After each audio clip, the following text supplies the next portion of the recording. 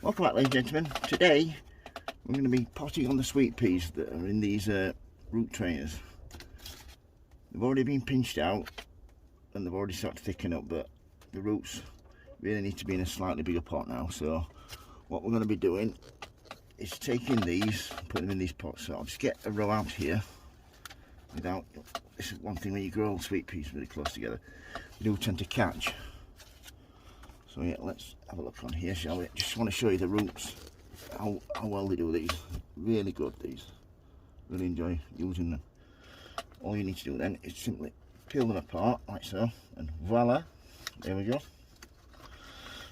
Beautiful root system. Let's take one out. Just without breaking anything. Just twist and bend around each other like nobody's business. Let's put you. As you can see there, beautiful root system on that.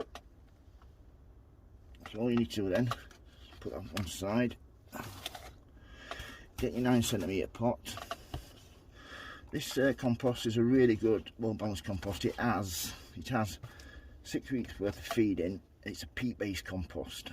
It holds the moisture well, but without getting waterlogged. Because that's the last thing you need in a greenhouse this time of year. It's too much water. Causes damping off, powdery mildew, that sort of thing, botrytis, get all sorts with too much moisture. So yeah, once that's in like so, we give it a good tap down, put it to one side. Let's do one more. Yeah, these are going to go on my allotment. Someone was asking me, commenting the other day, where they're going to go, these. On my allotment, I'm going to be putting some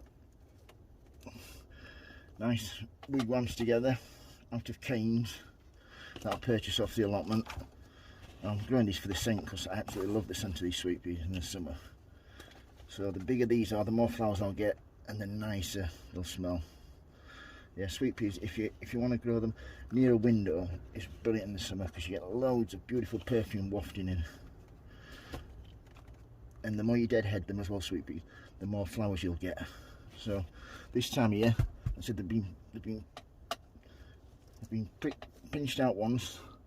Once these have been watered and put on one side, I shall do it again, pinch them out again.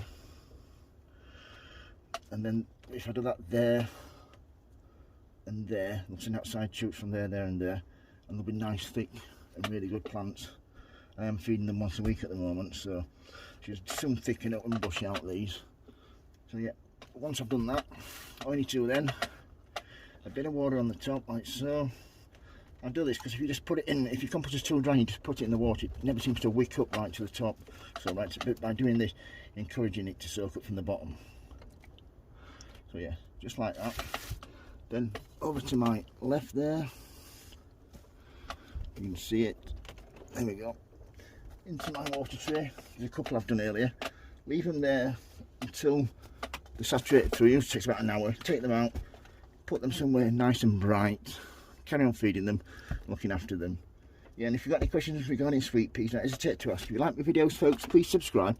Remember, happy sowing, happy growing. Thank you for watching, everybody, and please keep yourself safe.